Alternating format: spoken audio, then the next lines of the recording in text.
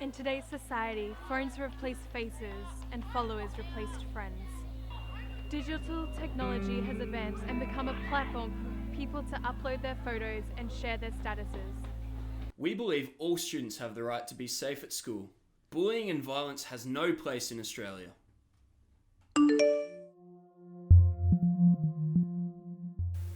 I spend about 2 hours or 3 hours. I spend 3 hours on social media a day. Yeah. Probably about 1 or 2. I'd probably use social media an hour and a half, 2 hours a day, really. Just browsing through, really. I don't really do much on it, though. But what is cyberbullying? There are many different forms of cyberbullying, such as flaming, using electronic messages with angry, vulgar language; harassment, repeatedly sending nasty, mean, vulgar messages; and denigration, sending or posting gossip and rumours to damage their reputation and relationships. Impersonation, which is pretending to be someone else and sending or posting material to get that person in trouble or danger, or to damage that person's reputation or friendships. Outing, which is sharing someone's secrets or embarrassing information or images online. Trickery, which is talking someone into revealing secrets or embarrassing information, then sharing it online. Exclusion, intentionally and cruelly excluding someone from an online group. Cyberstalking, repeated harassment and denigration that includes threats or creates significant fear. Additionally, 3.196 billion people use social media, and this number grows by 13% year on year.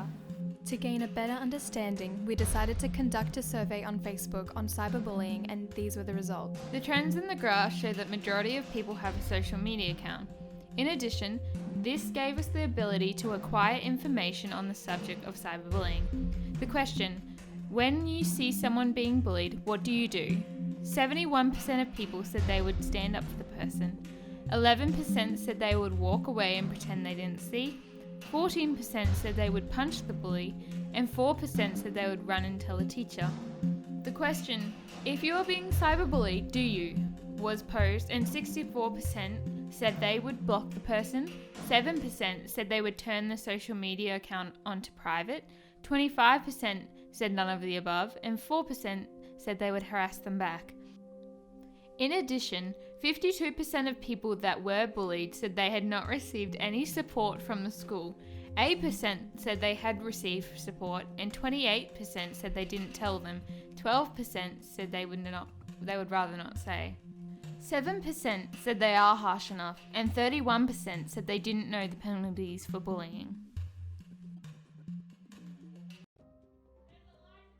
Therefore, this issue is not only relevant to modern society, but is having dire effects. Suicide is a leading cause of death for people aged 15 to 44.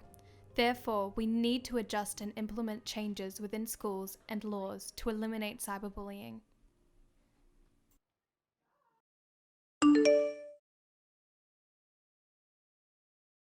I do. I think definitely there should be stricter penalties, even for minors, simply because there's a belief out there that if you're under a certain age that you can get away with it and not worry about the consequences of going online and giving someone a hard time through the social media.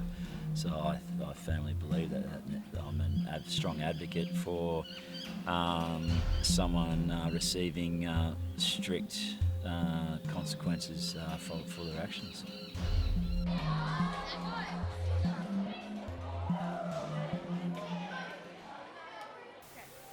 We are now going to interview Police Officer Matt Thornton to elaborate on the subject.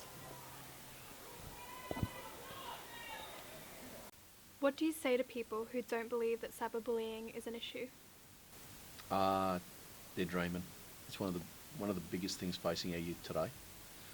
Because in the olden days, back in my day, when we had bullying, it was at school, and it stayed at school. Maybe after school, if you met your mate, you met these people somewhere. Yep. But cyberbullying, we now live in a digital age, and a digital era, where it happens all the time, and everyone's glued to their phone, so it continues. It's going to go on forever.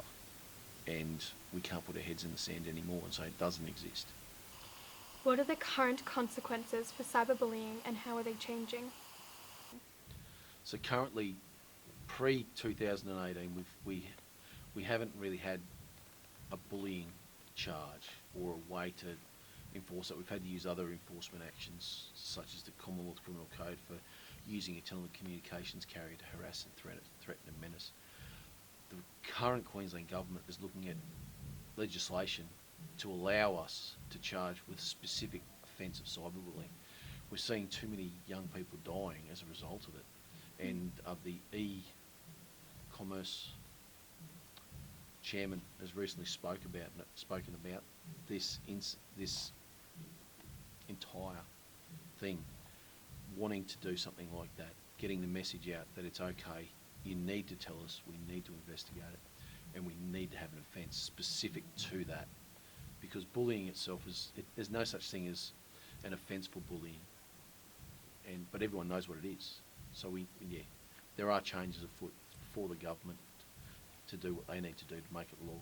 Yeah. What steps should someone take if they feel they were being cyberbullied? Like I said before, I think it's opening up the conversation, excuse me, and starting with your parents. Talk to your parents or your significant role model. If it's not a parent, I suggest parents first, but if you think you're being bullied, you need to talk to someone. Find someone, parents, mum, dad, grandparents, teachers, but someone who understands the environment you're working within. And that's why our Adopt a Cop program's so good. We have the ability to talk, understand that. We can talk to me about it if you want to. But it's important that you open a dialogue with someone, because cyberbullying is just so intense.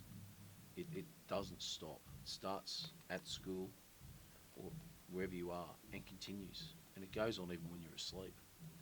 So by opening up the conversation and starting to talk to mum and dad, and that's your first point of call as kids, tell them, and then decide from there where you want to go with it. Ultimately, it's to the police is where it should end, and we can deal with it and investigate it and see where it goes. I think that's important, but we need to have these conversations.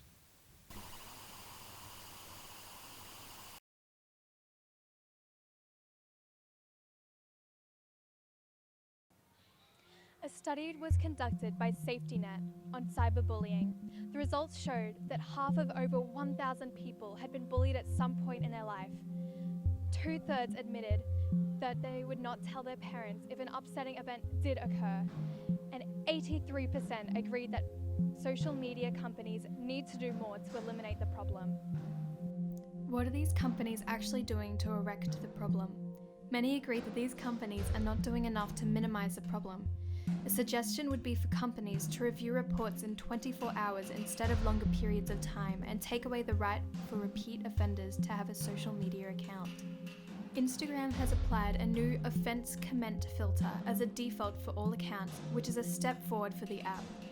Facebook, similarly, have released a new update which allows users to easily report comments, as you just press the up or down arrow on a comment. We asked the school students for their opinions on the topic.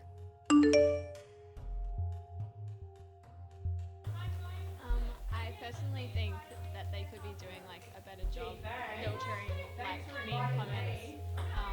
Maybe finding like comments with like swear words. Yeah, swear words, like just delete them or block them, I guess.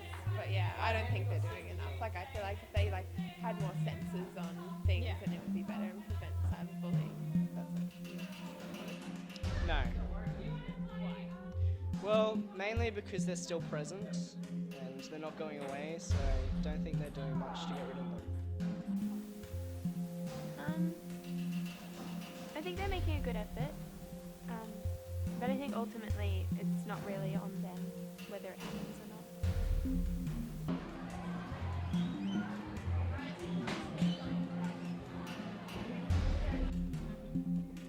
Various foundations are working hard to raise awareness for bullying and provide help for cyberbullying victims. These foundations include CyberSmile, Bullying Zero Australia, and recently, Dolly's Dream. Dolly's Dream was created by the parents of suicide victim Amy Everett.